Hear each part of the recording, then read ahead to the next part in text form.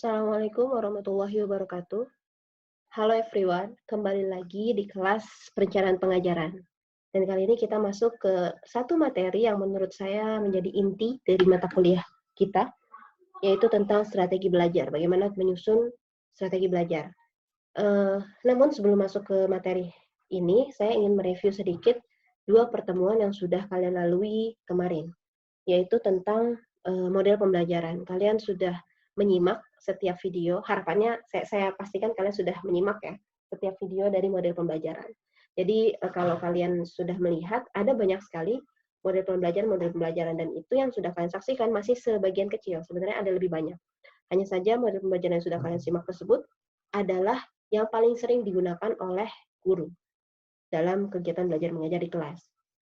Baik, untuk setiap model pembelajaran pasti kalian sudah menemukan kesamaan, pasti di setiap masing-masing model pembelajaran terdiri dari definisinya, lalu ada langkah-langkah model pembelajaran tersebut, juga ada karakteristik peserta didik yang cocok untuk diterapkan, atau karakteristik mata pelajaran yang cocok untuk diterapkan model pembelajaran, dan juga ada media dan metode yang digunakan dalam model pembelajaran tersebut.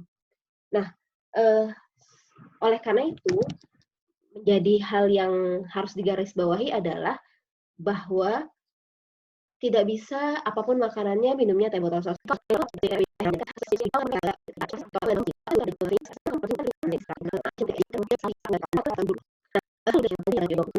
Ada dan media pembelajaran. Baik, untuk metode pembelajaran, itu adalah bagaimana cara si guru dalam mendeliver materinya, dalam menyampaikan materinya kepada peserta didik.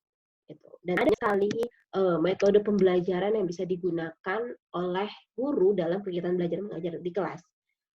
Sekali lagi, metode pembelajaran itu harus dipilih sesuai dengan mata pelajaran apa atau materi apa yang akan kita sampaikan. Ada metode ceramah, demonstrasi, penampilan, diskusi, studi mandiri,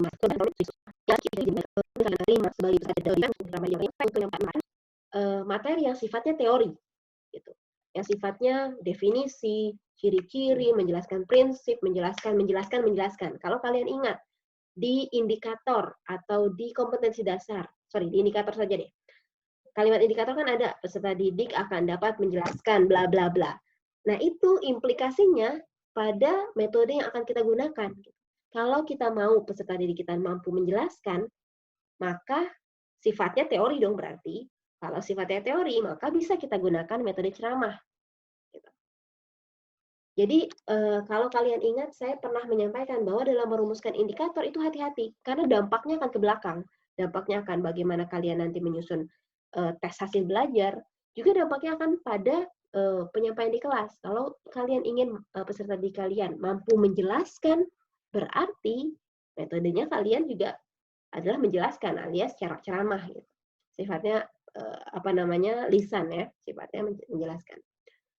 Dan selain itu juga ada metode demonstrasi. Oke, mungkin kita ke next slide aja biar sekalian ada definisinya.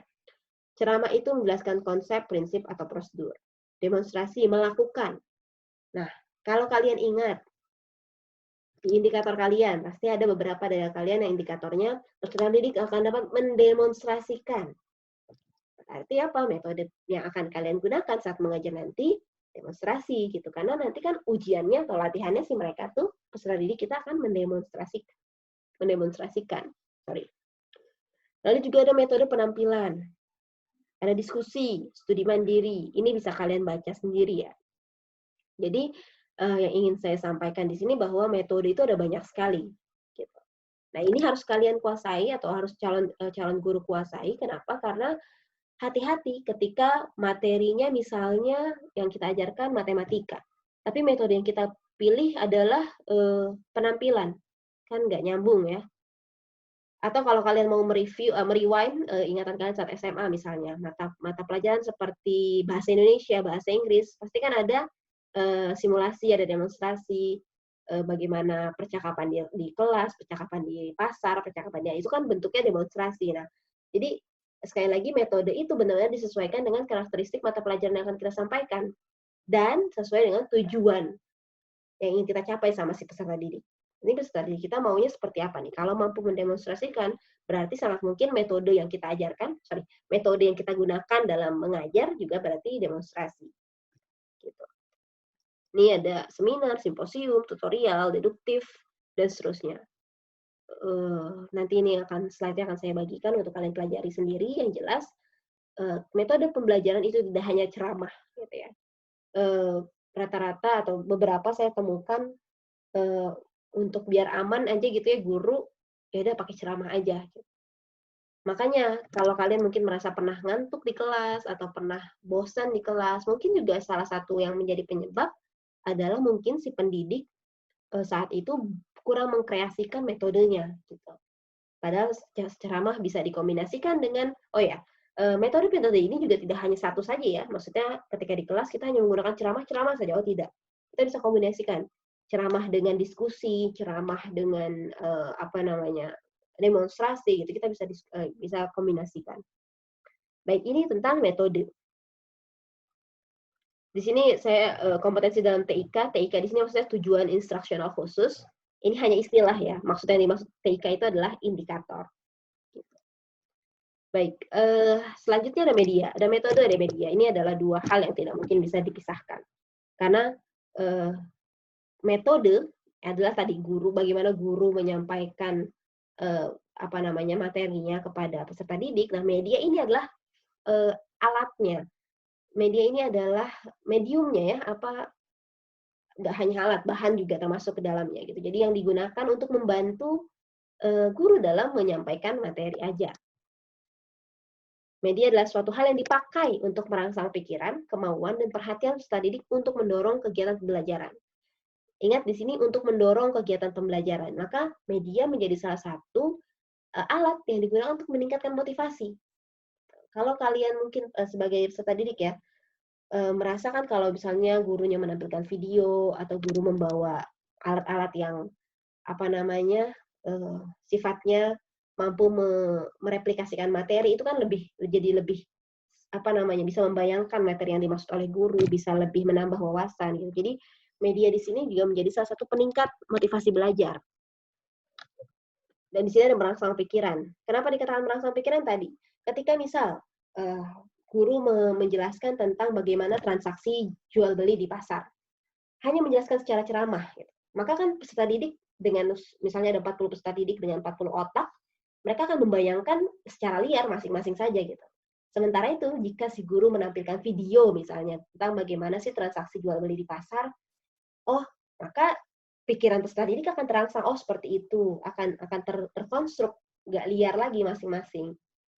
Seperti itu. Jadi media punya fungsi sebagai merangsang pikiran. Nah, media juga dapat dijadikan sebagai cara untuk menyalurkan pesan materi kepada peserta didik, ya. Konten-konten materi yang ingin disampaikan bisa direkam atau bisa bisa ditampilkan melalui media tadi, gitu. Nah, ini klasifikasi media. Jadi media ini diklasifikasikan ke beberapa hal. Saya ambil dari Sujarwo dari UNY. Klasifikasi media yang pertama adalah yang dirancang atau by design. Media yang dipersiapkan untuk menyampaikan pesan, seperti papan panel, alat peraga, kartu gambar, komputer, TV, dan sebagainya. Dirancang by design. Contohnya, yang kalian saksikan sekarang ini. PowerPoint yang saya buat, atau yang saya persiapkan ini saya rancang gitu. Jadi, saya rancang sesuai dengan materi yang ingin saya sampaikan. Jadi kalau maknanya materinya by design, berarti kita yang merancang dari awal sampai akhir sesuai dengan tujuan apa yang ingin kita capai. Gitu. Bisa berbentuk PowerPoint, bisa berbentuk video, komputer, kartu, ini komputer maksudnya aplikasi komputer ya, kartu, gambar, dan sebagainya. Ada yang dirancang, ada yang dimanfaatkan by utilization. Media yang dapat dimanfaatkan untuk menyampaikan pesan. Contohnya apa? 2 pekan kemarin, kalian menonton model pembelajaran, video model pembelajaran. Itu bukan saya yang rancang. Saya ambil dari video kakak tingkat kalian, karena kalian sedang belajar tentang model pembelajaran, maka saya manfaatkan media tersebut. Atau misal, saya kemarin di pertemuan-pertemuan awal, kalian menonton film Ron Clark Story. Nah, itu kita manfaatkan untuk menambah insight baru kita. Jadi kalau misalnya kalian mau mengajarkan tentang transaksi jual beli tadi, terus kalian mencari video, kalian nggak bikin video sendiri, tapi kalian cari video di YouTube bagaimana transaksi jual beli di pasar. Terus kalian ambil dan kalian tampilkan di kelas. Nah, itu berarti kalian memanfaatkan media yang sudah ada, video yang sudah ada. Berarti itu masuk kategori by utilization. Boleh, boleh. Yang penting ada kreditnya, maksudnya ada sumbernya, kalian ambil dari mana sebagai bentuk kontribusi kepada si pembuat. Jadi media itu tidak selamanya dirancang, tapi juga bisa dimanfaatkan. Ya ini, oke, lingkungan sekitar, aktivitas pekerjaan benda sekitar. Nah, jenis-jenis media. Kalau tadi klasifikasi, maka sekarang jenis-jenis media. Ada audio, jenis media audio, suara. Biasanya kita temukan di mata pelajaran seperti linguistik ya, mata pelajaran linguistik seperti bahasa. Kalau kalian pernah mendengar pernah ada tes listening. Nah, itu kan menggunakan audio, baik berupa radio atau rekaman suara di komputer. Ada media cetak. Ini biasa media cetak seperti buku ya, yang sering kita gunakan. Dan media audio cetak. Kalau kalian pernah melihat buku dengan ada barcode-nya, ketika disorot dia akan mengeluarkan suara. Nah, ini biasanya audio cetak ini digunakan oleh nggak biasanya sih ya, tapi beberapa saya temukan di tingkat dasar atau usia dini. Jadi ketika mereka mau belajar mendengarkan atau belajar sesuatu hal yang menarik, itu mereka selipkan audio di dalam buku cetaknya. Proyeksi visual diam, ini PowerPoint maksudnya ya, proyeksi, maksudnya yang diproyeksikan, visual bentuknya gambar, bisa kita lihat, tapi diam, tidak bergerak. Seperti PowerPoint yang sedang kalian saksikan ini. Proyeksi audio visual diam, ya PowerPoint dengan ada suara, tapi tidak ada gambar bergerak. Contohnya. Audio visual gerak, seperti video ya, ada visualnya, ada suaranya, tapi ada gambar yang bergerak, atau ada sesuatu yang bergerak, berarti bisa dibilang video. Objek fisik atau benda nyata. Misalnya kalau kalian pernah di SMA ya, mata pelajaran biologi misal ada kerangka manusia. Nah, itu bisa kita lihat paru-paru seperti apa, jantung seperti apa. Nah, itu bisa dikatakan objek fisik benda nyata. Manusia dan lingkungannya juga bisa jadi media. Elektronik ini yang sekarang hari ini ya, apalagi dengan kondisi study from home, maka elektronik menjadi salah satu media yang paling dominan kita gunakan. Dan sebenarnya tidak hanya ini ya, apapun itu yang bisa menunjang, yang tadi kan esensi dari definisi media adalah dapat merangsang pikiran peserta didik kita kan, dapat mendeliver pesan yang ingin disampaikan oleh guru, maka apapun itu bisa dijadikan media. Sekalipun tongkat, itu juga bisa dijadikan media pembelajaran kalau relate dengan tujuan yang hendak kita capai. Maka kalau kalian flashback lagi ke model pembelajaran yang sudah kalian simak di pertemuan-pertemuan sebelumnya, setiap model pasti punya metode dan medianya yang sesuai. Gitu. Nah, itu tadi tentang review metode dan media pembelajaran. Sekarang kita masuk ke strategi pembelajaran. Sedikit mereview. Kita sudah menentukan kompetensi dasar ya, kita sudah belajar ini. Juga kita sudah menentukan indikator dengan format ABCD.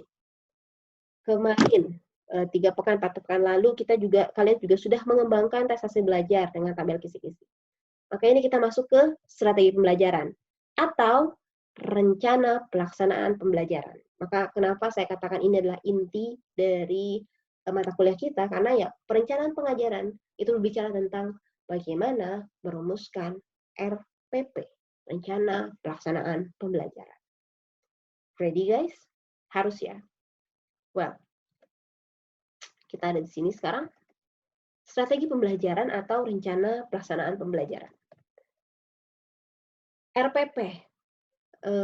RPP adalah rencana yang menggambarkan prosedur dan pengorganisasian pembelajaran untuk mencapai satu kompetensi dasar yang ditetapkan dalam standar isi telah dijabarkan silabus. Highlight-nya di sini. Untuk mencapai satu kompetensi dasar. RPP itu untuk mencapai 1 KD. Jadi kalau ada 4 KD, ada berapa RPP? Oke, bisa dijawab sendiri. Alurnya seperti ini, SK dan KD, lalu ada silabus. Silabus ini yang kalian cari di internet tempo lalu. Nah, ini RPP yang akan kita akan kita buat ya. Sebelumnya saya ingin meralat, tidak selalu 1 KD itu sorry, saya jadi agak bingung di sini. Jadi RPP yang akan kita buat itu untuk mencapai 1 KD. Kalau misalnya ada 4 KD itu bukan berarti ada 4 RPP. Ini yang ingin saya ralat tadi. Saya mengatakan 1 KD, 1 RPP, maka 4 KD, 4 RPP. Bukan ya. Jadi RPP ini untuk mencapai 1 KD. Apakah ada hanya 1 RPP? Bisa jadi lebih. Karena RPP itu per pertemuan. Jadi kalau misalnya 1 KD ada 4 indikator. 4 indikator ini bisa diselenggarakan 1 pertemuan, 2 pertemuan, 3 pertemuan. Kalau misal 1 KD, 4 indikator ternyata membutuhkan 2 pertemuan, oh berarti ada 2 RPP. Gitu. Dengan asumsi 1 RPP itu adalah 1 pertemuan. Gitu. Jadi intinya RPP adalah rencana pelaksanaan pembelajaran yang disiapkan oleh guru untuk menyelenggarakan pembelajaran di kelas. Nah, RPP adalah pendekatan dalam mengelola isi dan proses pembelajaran secara komprehensif untuk mencapai tujuan pembelajaran. Ya, RPP, kalau silabus, kalau kalian bandingkan ya, silabus yang sudah kalian buat, itu kan hanya gambaran umum saja ya. Atau bukan silabus yang kalian buat, silabus yang kalian cek, yang kalian lihat di internet, itu hanya kan gambaran umum saja. Tujuannya apa, indikatornya apa, apalagi untuk kelas tingkat berapa, hanya itu saja. Tapi kalau untuk RPP itu detail. Jadi kalau kalian mungkin pernah ikut kepanitiaan, ada rundown acara istilahnya. Nah, dalam 1 hari itu kita harus ngapain aja itu terangkum di RPP. Materinya disampaikan di jam berapa atau berapa menit durasinya itu terus sampaikan di RPP. Nah, RPP adalah modal dasar untuk menjadi pengajar yang kreatif. Kenapa? Karena tadi RPP itu merangkum RPP itu terdiri dari satu rangkaian yang akan kita selenggarakan dalam kelas. Kalau misalnya kita mengajar 2 kali pertemuan, 2 kali 45 menit, maka dalam 2 kali 45 menit itu kita mau ngapain aja sih? Nah, kita mau ngapain aja sihnya itu terangkum di RPP. Makanya kalau kita merancang RPP-nya baik dan penuh dengan kreasi, maka akan melahirkan guru-guru kreatif. Biar semakin tergambar RPP. Nah, ini komponennya. Saya ambil dari Permendikbud nomor 22 tahun 2016.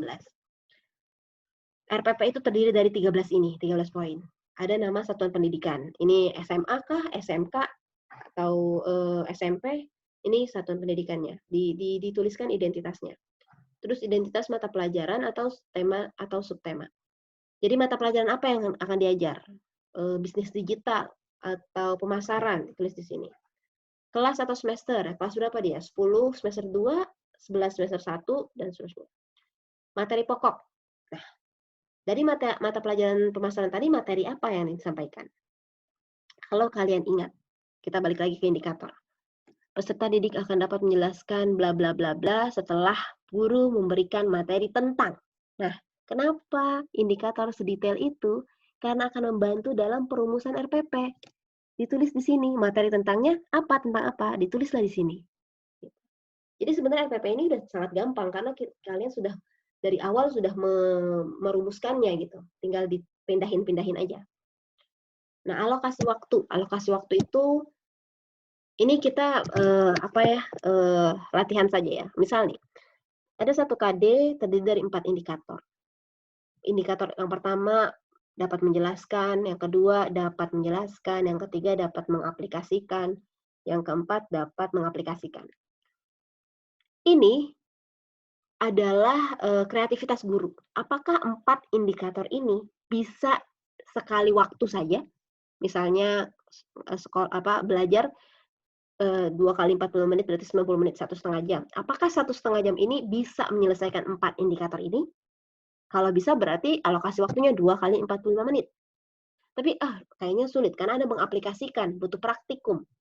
Kayaknya butuh 2 kali pertemuan baru selesai. Oh, berarti 2 kali, 2 kali, 4 kali 45 menit berarti kan? Butuh 2 kali 90 menit gitu maksudnya. 2 hari gitu berarti. Jadi alokasi waktu ini tergantung analisis kalian terhadap indikator kalian punya, gitu. Nah ini butuh butuh kreativitas dari guru untuk menentukannya. Lalu tujuan pembelajaran. Nah ini standar kompetensi ini diambil dari silabus, ada biasanya di silabus sudah ada. Lalu kompetensi dasar dan indikator pencapaian kompetensi. Nah ini juga sudah sebelumnya ada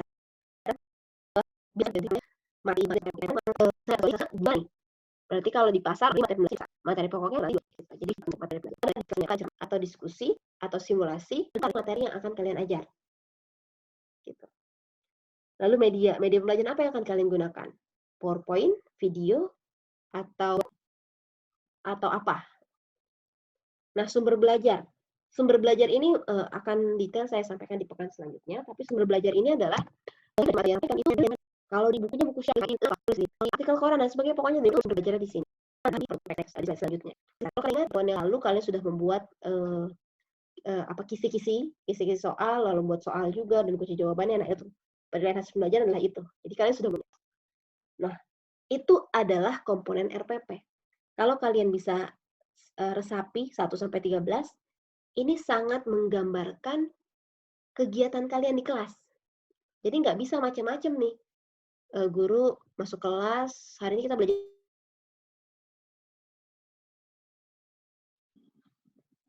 terkait langkah-langkah pembelajaran. Nah, ini ada kegiatan pendahuluan, kegiatan inti, dan kegiatan penutup.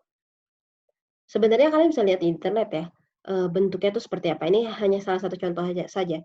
Karena memang tidak ada formasi yang baku, atau memang formasi bakunya tuh minimal tuh seperti ini gitu. Kegiatan pendahuluan itu terdiri dari orientasi, motivasi, persepsi. Saya salah. Sebelumnya saya salah sangka. Yang maksudnya RPP tidak ada format bakunya itu untuk RPP Merdeka Belajar. Itu nanti akan saya singgung sedikit ya kalau kalian pernah dengar RPP Merdeka Belajar, kebijakan dari Mendikbud yang baru, nanti akan saya singgung di pertemuan selanjutnya. Tapi kalau untuk yang RPP ini yang saya tampilkan adalah format kurikulum 2013. Gitu. Terdiri dari kegiatan pendahuluan, kegiatan inti, dan kegiatan penutup. Kegiatan pendahuluan terdiri dari orientasi, motivasi, dan persepsi. Kegiatan inti ada stimulation, problem statement, atau collection, verification, generalization. Dan kegiatan penutup. Nah, di sini ada sebelah kanan ada pembagian waktunya. Gitu. Berapa menitnya. Ini untuk sekali lagi membatasi guru. Berarti di kegiatan inti kan intinya itu menyampaikan materi, maka dalam menyampaikan materi itu butuh berapa menit. Makanya tadi kan di awal di identitas tuh ada alokasi waktu. Nah, bisa ambil dari sini. Jadi kalau mengalokasikan 2 kali 45 menit, harus jelas 2 kali 45 menit itu ngapain aja. Pendahuluan berapa menit, kegiatan inti berapa menit, kegiatan penutup berapa menit. Dan jangan sampai kegiatan inti itu lebih sedikit daripada kegiatan pendahuluan. Artinya basa-basinya lebih banyak. Oh, itu jangan sampai. Dan tapi kegiatan pendahuluan tetap harus ada. Karena apa? Mungkin kalian pernah merasakan gitu ya, guru atau dosen yang ketika masuk menanyakan dulu kabar, menanyakan materi pekan lalu apa, ada tugas atau tidak, terus ada isu-isu apa yang baru. Nah, itu sebagai bentuk persepsi untuk membangkitkan semangat peserta didik dalam belajar. Gitu. Ini contoh kegiatan langkah-langkah pembelajaran.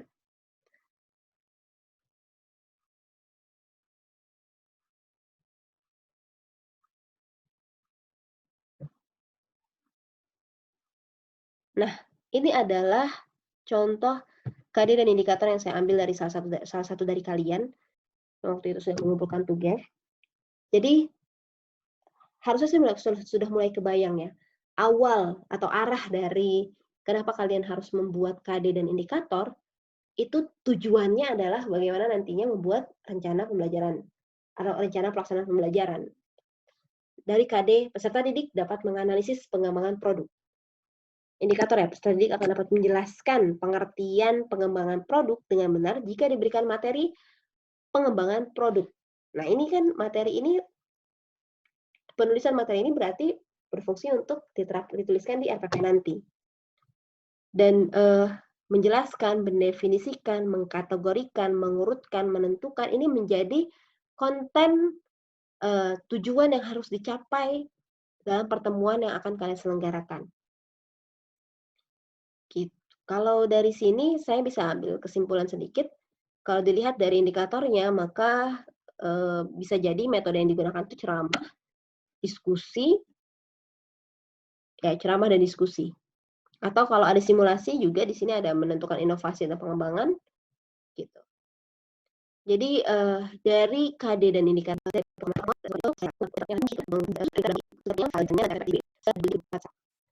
untuk Assalamualaikum warahmatullahi wabarakatuh.